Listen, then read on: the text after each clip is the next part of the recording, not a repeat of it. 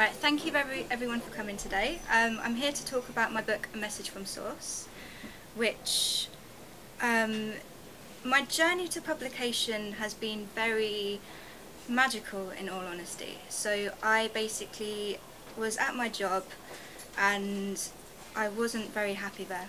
I was extremely in a cycle that wasn't very good for me. I was in a cycle that was conflicting with what my heart was saying, and it was conflicting with my higher self. And the moment I decided to leave my job, I actually found the local Legend Spiritual Writing competition, and I entered about a week or two after leaving my job, and I ended up winning the competition, which to me was a real message of we are in a time when we need to follow our heart center, and we need to follow exactly what, when we tune into Source or our higher self and we listen, just amazing things can happen, and it really can happen just by listening to your heart. And this book, I humbly say, is a result for me personally of listening to my heart. So I thank you all for coming today and sharing on this journey. I appreciate this. And okay, so the front cover design. The front cover was actually done as an exchange. So the Tree of Life was a big theme throughout my journey, and the front cover is a heartfelt exchange from my friend Caitlin Bracken. And Caitlin Bracken is an amazing artist, as you can see. I mean, you've got the symbolism of the snake with all the colours, the all-seeing eye, which shows we're all completely connected, and the roots of the tree in the shape of a love heart to get a sense of grounding. We're all here, we're spirit having a human physical experience, and this has been a big theme of my journey and a part of a message from Source as well. How we are all one and connected, and we are all spirit having a human physical experience. And the tree has been done in exchange to the Reiki system of healing. So I'm a Reiki Master, and a Reiki Master teacher, sorry, and I am passionate about Reiki because it connects us directly to our heart, it connects us to our higher self. It brings us back to this place of being in energetic flow, being in energetic alignment with... People say that mountains can be moved by faith. Moreover, that I propose our entire cosmos can be changed by love. It's love that allows me still to know, and love that allows my light to grow. It's love that allows these still to be written, and these words to sink in. It's love that allows insecurity and doubt to fade to black, whilst memories of the power of light and faith come flooding back. So every time I feel there is no purpose, and I feel myself becoming consumed by the dark, I remind myself, yes, I am only human, but a human with a heart. And that to me is something I'd like to share in my poetry, the essence of the vibration of love and how powerful the vibration of love is. And I mean, I think, including myself, actually definitely myself, I sometimes get into this place where I think, right, I've got all these things and these philosophies and these beliefs, and sometimes we need to just have some fun and just let go and have some fun. So this is one of the themes of the book. Put ourselves into a child's mind, with no irrational worries or conditioned concept of time, intuitively in tune with life's natural ways, playing the game harmoniously with a smile on their face. Let us live life with a child's observation, inquisitively questioning and learning from reflection, treating all they come across as a chance for information, absorbing sounds, sights and scenes to use for later life's creation. Let us try and learn from the children of this earth, with unconditional love right from birth, until we indoctrinate and disturb with the signals we exert, images of anger and hostility which separate them from Mother Earth. Let us travel to the inner workings of a child's mind, with no set beliefs or dogmas towards life to make them blind, to receiving cosmic symbols, archetypes and ideas, open to the collective consciousness with universally connected ears. Let the sky be our medicine and the stars be our teachers, asking the sea for our answers, as if the waves were our mind speakers. Let us, without embarrassment, dance when we hear a song, letting all inhibitions go and not care if we're dancing wrong. But listen to our bodies and allow our senses to be in flow, without fear of being judged, allowing the inner child to grow. Just to close your eyes and just to put your hand on your heart and just take your awareness into your heart space and just allow the words to sink in without any means of any outside external distractions or anything that might go on outside. Just take your awareness into your heart space, please, and I would love to take you on this journey. Thank you. The peace within, all that is manifest from the state of mind we are in, the external a reflection of the inner workings of this skin, a Buddha nature creating a world free from sin, as we powerfully create through the energies of thoughts and actions. A peaceful mind of unity and stillness, lest we affect the world around with a gift of strong feeling. For remaining peaceful within allows for greater feeling. A balance between body and mind, dissolution of hostility, allowing spirit to flow freely and heal the world's atrocities. Inner conflicts only create disease on a collective scale. Individual self-interest, contributing to the whole. The peace within. The world around you is a reflection of the state of mind you are in. So Reiki energy, it's also called life force energy, or prana, or ki, or chi, and the energy basically flows through our hands. And everyone can heal, everyone can do Reiki, but some people are naturally more in tune, but every single person on this planet is a natural healer.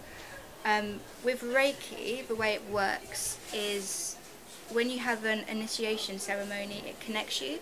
So as a Reiki Master teacher, there's a series of initiations which open your palm chakras and allow you to be a more powerful channel for divine healing energy. But Reiki itself is open to everyone, and it is just a form of natural healing which connects you to source and allows you to heal. You can heal animals, you can heal Gaia, Mother Earth herself, you can heal people, you can heal plants and fruit, and it's basically the life force energy that connects every single living thing. So that's what I do with Reiki. I did my Reiki Masters in April last year, and since I did my Reiki, it's been life-changing. It really does connect you just to everything.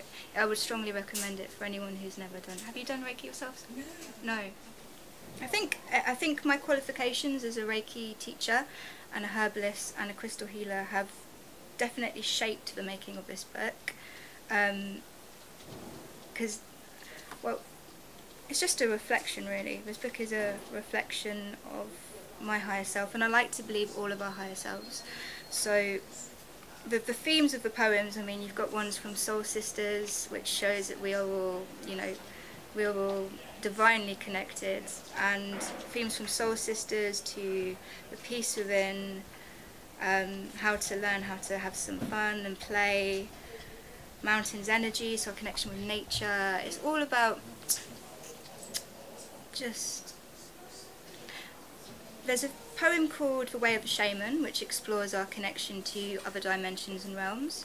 As an energy healer, I do a lot of energetic healing on particular realms and dimensions, but with my poetry, I like to do it in a transcendental way. So it's not, I don't believe in there ever being a right or wrong. We have different ways of perceiving and different perceptions, and this is something that's greatly explored in this book, about how there's many different points of awareness, and we can tune into whatever point of awareness we want to, but someone may have one completely different opinion and claim it to be their truth, and someone else one other completely different opinion and claim it to be their truth. And the fact of the matter is that the only truth really is unconditional love. There really is nothing else at all. I mean, I could say one thing and you could say something completely different. So this is a theme that is greatly expressed, different perceptions, which is something I'm passionate about. Yeah. As the talking more about this book goes, I'd like to read you one more. It's rather ambiguous in meaning, so please feel free to interpret as you wish. I loved the feeling of my tale, the way it always left a trail of ripples with the encompassing waves upon my body with the cold I'd craved. The sounds of movement circling around, so many sensations simultaneously found, through one breath and one swim, one vast ocean allowing me in, my sea, my home, permitted by the gods to be free to roam. They're entrancing creatures, yet so strange, how they can breathe in the air and not cause harm to their brains, how they can survive above water and only appear once or twice a lifetime, every 1,000th year? Scriptures say they are aliens, creatures so alone, beings so mysterious that they do not wish to be known. They are the sky gods, from another time and space, sent here to show us that we are not the only race. I wish to know more of these magical masters, these transcendental alchemists that survived through disaster. I once read an article that told of a story when their world up above was taken out with rage and fury. Their homes were destroyed, few survived left to weep, yet still they remain at peace in the deep. And through cycles of time, generations have come and go. Yet why they associate with us, we can never truly know. I once had the honour to meet one of their middle young, at the 7th cycle of the light rising when my powers had just begun.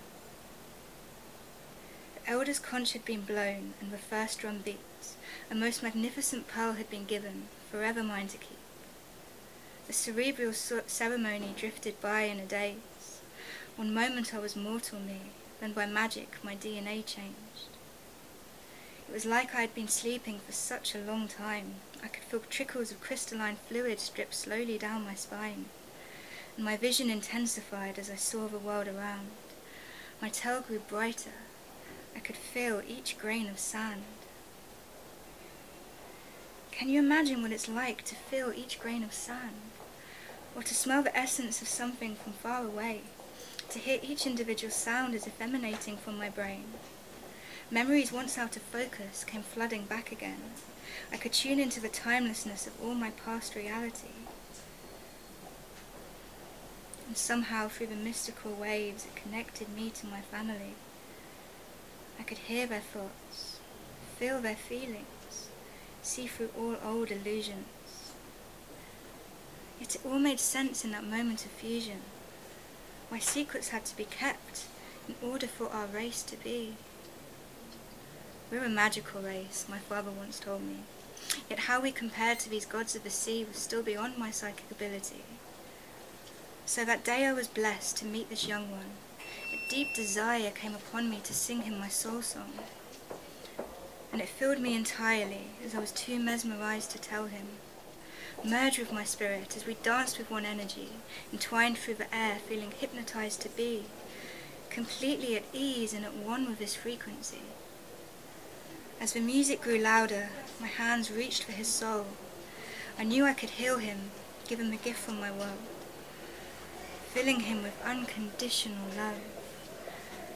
As I started, a glowing light flew from my hand to his heart, and in that moment I knew he was filled with bliss, his eyes shining brighter than any orb I bore witness.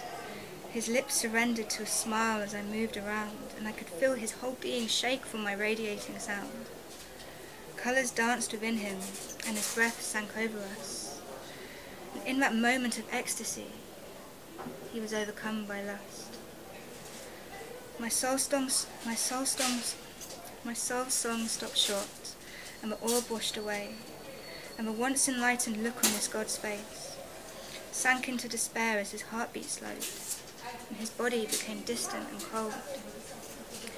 Each part of him melted, merging into the abyss, as a gift of love and realization of eternal bliss. Now deserted this creature, his body lifeless. But wait, if my healing gift of love and purity had caused his decease, does this mean these men are mere mortals, and the true gods remain in the seas? I was trying to think in Earth years then. I was 21. I went to the mountains of Thailand, and I basically went up to a mountain and I meditated, and I just got in tune with nature, and poetry just flowed through me. And from that moment I knew that I needed to express myself poetically. So that's something that 21, to answer your question, 21. And I've been writing for now 2 years. It was my birthday on March 14th. And I'd just like to point out as well, we have a solar eclipse coming, and big energetic shifts happening at the moment. And it's a beautiful time to tune in. And the reason why I say this is because the synchronistic time of me creating my book was actually just after the 2012 equinox was when I started writing poetry.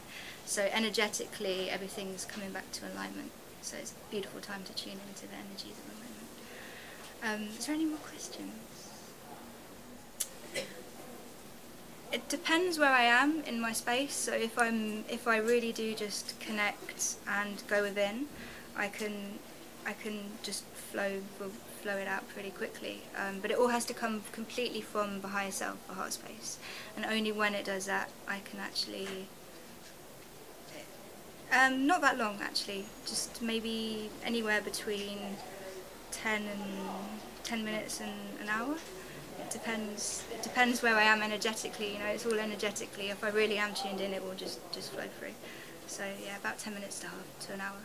It has to be when I'm in that meditative place, but sometimes it will just come to me, like a theme will come to me. So sometimes a theme will just come to me, but most of the time it's when I have to be in that meditative place, really, definitely. If it was in alignment, I would definitely probably be able to create. I can't say because I've never had that experience where I've been demanded, but if I had to, if I could get in that place and tune in, then potentially. I'm not too sure actually how to answer that, I'm sorry. I would say maybe not 20 poems just flowing through. I'm creating at the moment that is called, I don't have a name for it, but it's basically a dream journal. So it's all of my dreams and my kind of waking life and dream life merge. So when we work with the dream states, waking life and dream world are kind of like a merge of consciousness. That's why a lot of people do things like astral projection and meditative dream states and lucid dreaming. So I do have a dream diary on the way, one day for the future, and it's pretty, excuse the word, it's pretty multi-dimensional actually, very multi-dimensional dream diary coming up one day. So yeah, thank you for the question, I appreciate that.